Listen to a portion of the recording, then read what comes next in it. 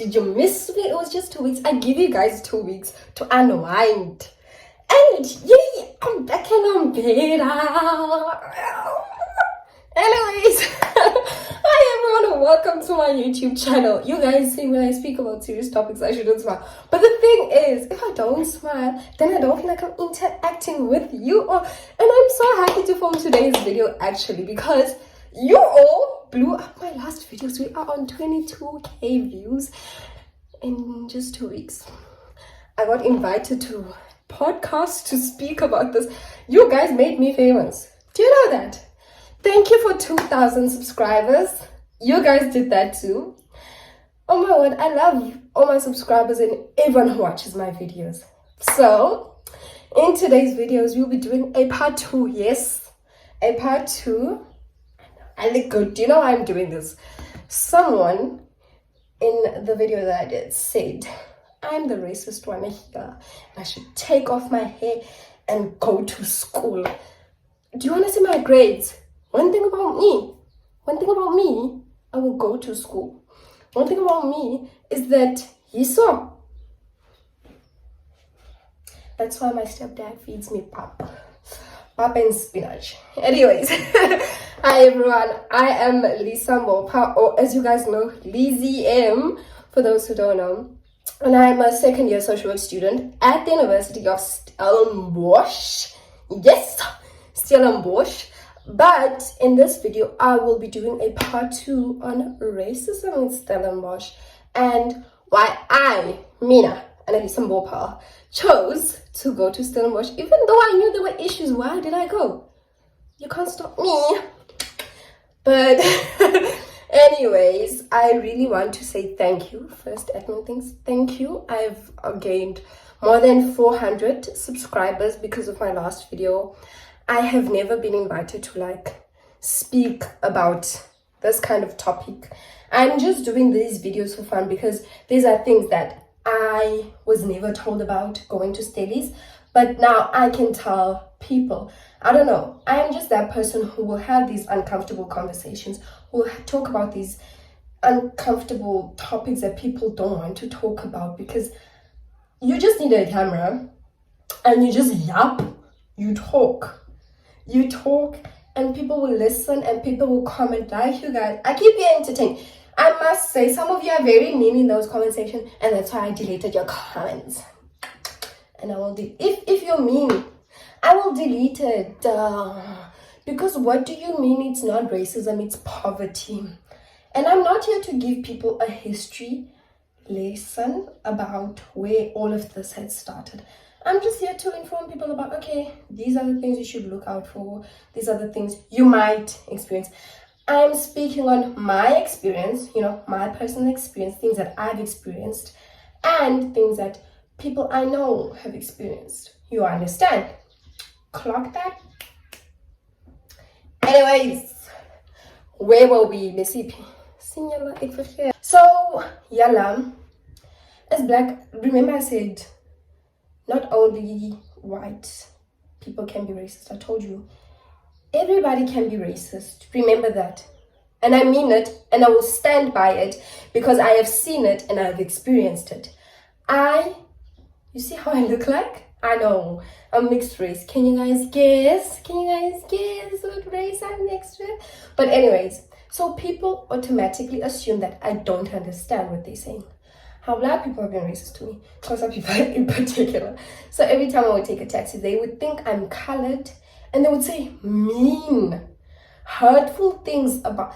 Guys, you see how small and tiny I am, ne? I'm tiny, I'm petite, I'm short, I'm not even tall, mind you. I'm not even tall, I'm short. And then people would say, I'm going to say this in Xhosa, translated into Afrikaans and English. This one lady in the taxi said, yo, I am a colored son. Abafit abandana back. John looked at saying that she was speaking with someone else, but they were speaking about me. Basically, what she had said in Afrikaans is, colored men, so English. This is what she said. Colored people don't feed their kids.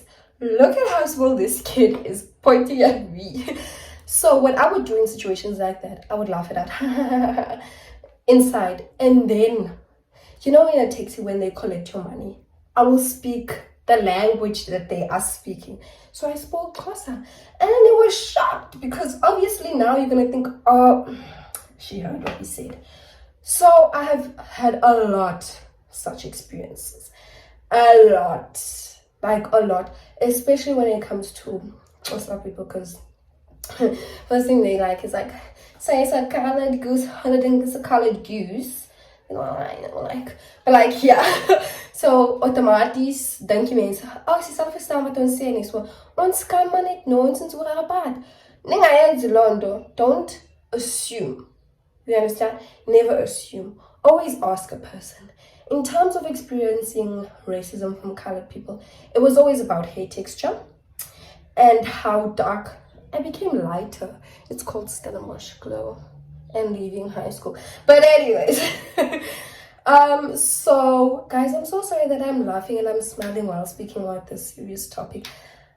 It's just, thing is, I don't take things seriously at times because I've experienced racism so many times.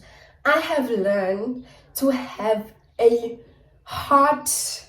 Like, I've learned to be strong. My mom taught me to be strong. I used to come back home every day and cry and complain and cry and complain. And my mom used to get tired of being like, hi, Lisa. She was like, go, figure it out. I can't be going to school every time and be shouting at kids. As opinion was not bullish. You need to learn to, stand your ground. And once I stood my ground, no one came near me. I'm fear. No, guys, but like, once I stood my ground and I told people, listen, hey, don't mess with me. Back then in primary school, I used to be very, yeah, I used to do that a lot. It was nice though. Fighting is not nice, don't do that. But like, where was I? Racism that I've received from colored people was obviously about my hair texture and the color of my skin. Basically, that I was darker back then in primary school, and people would be like, I'm so dark, but I speak beautiful Afrikaans. And I say, I think, ik praat mooi Afrikaans, maar kom as jy swart. Klok. Yep. Basically, what they would say in English, if I translate it into English, is you speak beautiful Afrikaans, but why are you dark-skinned? You understand? And for me, back then, it didn't feel like racism. Some things, guys, never felt like racism up until I came into university and I heard about microaggression, all these other things that I had just thought, okay, people will say that because they want to say that. Because in high school, they would tell us, don't be loud, this is not Shabeens. You understand? And I think some teachers still do that. Oh, don't be loud, this is not Khayelitsha. What are you trying to say about Khayelitsha? You understand? Like, it's simple things. Microaggression, like, it's simple things that I never thought, okay, but this is racist. And then after a while, I was like, okay. And guys, something else, high school, I cried probably for 2 weeks. So in high school, like you guys know, I'm a petite girl and everything.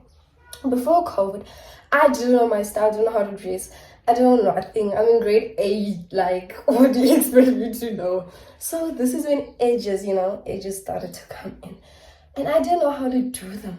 So I'd make push them up here in front and then make a straight line. Some go this way and then some go that way. It was cute, nah? And this other colored boy, he was like, yeah, swart mense en like, that K word, so basically in English is that, oh, black people and the K word, hair, they can't do their hair properly. So he said, black people and the K word, hair, they can't do their hair properly.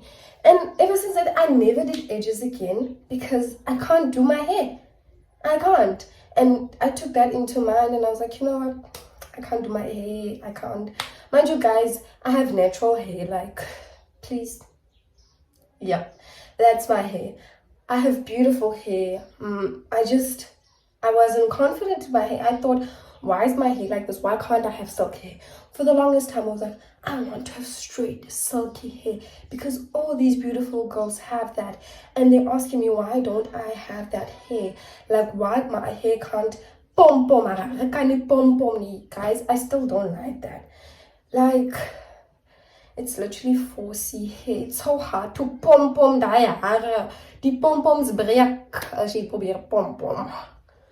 It's simple, but yeah. Something else that I wanted to address, that something in the comments said, is it's not racism, it's poverty. Basically saying that no, people in Stellenbosch are not racist. It's just that you guys are poor. You understand? And I'm not here to give people a history lesson about how far racism and segregation has gone and how it literally teared all of us apart, that we all just hate each other. And after 30 years of apartheid, it doesn't just by the snap of a finger go back. You understand, psychologically, Black people were told that, listen, Black people and colored people and Indian people, they were told that, listen, you don't matter. You don't have a say in this country. You understand? Psychologically, to white people, this was taught to them that, listen, you are way better than them. You understand that? That is what people were fed. Like, that is what they had to take in. And then opportunities as well, guys. People's land was taken, I sound so, I don't like saying it like this. The land was taken from them, it's the truth. Things were taken, they were all put in squatter camps, you understand? And it goes beyond apartheid. There was colonialism. There was that as well, guys. It won't just happen by a snap of a finger that a grandma who is raising 8 grandkids by herself is going to have money. So if one grandkid who is the oldest gets into a university because she qualifies to be at one of the best universities in South Africa, why wouldn't she go? Why must she dim her light and settle for another university or college because of funds? Why must she do that? And for people who say in the comment section, oh, if you're so unhappy, go to a Forte or a Walter Sisulu. Do you think it's free there? Do you think the education is free there? It's not free. And if my brains, if they qualify to be at Stellenbosch, why must I not be at Stellenbosch? You get? You understand? That's why I went to Stellenbosch, guys. And it's not because, I couldn't afford it or anything. I'm on bursaries. I will work my bum off to get bursaries. Everybody knows when it's like time to apply, I will have all these people. I'll be like, Mama, send a galoku, enzinombi. Because I literally, guys, some people are intimidated by the way you look, the color of your skin, how you articulate yourself, how smart you are. Now, in my high school, these people might come after me. I don't care. But anyways, they didn't like black excellence. No, they would find someone white who would overshadow you. But it didn't work like that, because one thing about people of color, they are smart. Guys, we are smart. People of color, come together. Like, come together. Guys, you understand how smart we are. You understand how many qualified people we have. You understand that our brains, yay, they are of some sort of thing. But that's why I came to say, I was like, okay, I know I'm gonna get racism. Like, I grew up in Bled, man. I'm used to this. Like, hello. Oh, that thing's gonna come over me. I can survive, and I am surviving. I went there because I wanted a better opportunity for myself. And they do have the best social work department in South Africa. And I'm a social work student. So I was like, okay, I qualify. I'm not going to dim my light. I am not going to feel scared. I'm going to go there. I'm going to get my degree. Guys, you are not the only black or person of color at that university. You are not alone. One thing when we come together, Jonga, we come together. And sometimes you get two types of people of color. You get the type that has white friends. You have been introduced to, all of this, and you benefit from it. So whenever someone who's black and who has not been introduced, like, white people, or who hasn't had white friends, like let's say someone who was raised in the rural areas of the Eastern Cape, let's say that, for example, I'm not saying it's like that, guys, it's just an example. Let's say that person goes to Stellenbosch and they experience racism. At times, students of color tend to, because it doesn't affect them, so they're like, no, why must I intervene if it doesn't affect me? Today it doesn't affect you, tomorrow it will. Trust me. Like, it's important to stand together, because if you stand together, listen, you can overpower the majority. Trust me. So whenever you as a person of color feel like, oh, it doesn't affect me, I'm not gonna participate. No one is forcing you to participate, but just feel what they feel. Understand. Just understand where they are coming from. Understand that, listen, I've never experienced any of this, and here comes someone passing on my laptop. What am I gonna do? Who's gonna stand with me? Am I gonna be alone? You understand? And to speak about that case, do you guys know that he was found not guilty? I don't know by what, but yeah, that incident was actually very horrific, where the white student had pissed on the student of color's laptop, black student's laptop, and everything, and it was disgusting, and yet he was found not guilty. Whew. And when I tell you, it was before my time at Stellenbosch, but like, I've seen it on the news everywhere. People were coming together and they were protesting, and they were like, we want change, we want change. That's what we did in the beginning of the year as well. And what that taught me is that it's Stellenbosch, as a black person or person of color, you are tolerated but not accepted. You understand that? So even if you have white friends or things like that, you are accepted, but you are tolerated but not accepted. Like, it's okay to now laugh and everything, but when it's time to like stand together, certain people will back away because it doesn't affect them, and they were like, no, nothing to do with me. Up until you get defunded by NSFAS, your accommodation doesn't get paid, you don't find accommodation, your fees don't get paid, you can't register. Up until you're in that situation, you wanna be like, that situation also, as a leader, guys, sometimes, guys, you believe in people. You're like, when I see that person, like, my heart is literally, I respect, like, you give them up, you literally praise them. But like, I've seen people, guys, when you see the other side of a person, you're like, what? This is you said this, you are called disruptors, you are called barbarians, and we are not disrupting. We're just telling people, listen, we are standing in solidarity. Mind you, I could register, I had accommodation, but I was there standing in solidarity because I know some of our members in our community, they couldn't register. Some of our newcomers, they don't have accommodation. Like, it's situation, it's difficult, and always place yourself in other people's shoes, guys. If you were that person, how would you have survived? It's okay now to stand by the sidelines and just observe and not do anything. If today you had to go through all of that, people would also just stand by and just observe and not do anything, because it's just how it works. You understand? But I was really disappointed on a lot of people. Like, the comments in the videos and the posts on social media. Do you guys know, in the beginning of the year, in January, during welcoming week, there was this one academy. It's not a Stellenbosch University thing, but I don't know why they did this at the NLC. So these kids, or students, or I don't know, they're white students. They painted their faces black. They had blackface. You can even go on the SRC's Instagram and view that statement, that entire racism statement in Stellenbosch. It was released somewhere in March. You will find it there.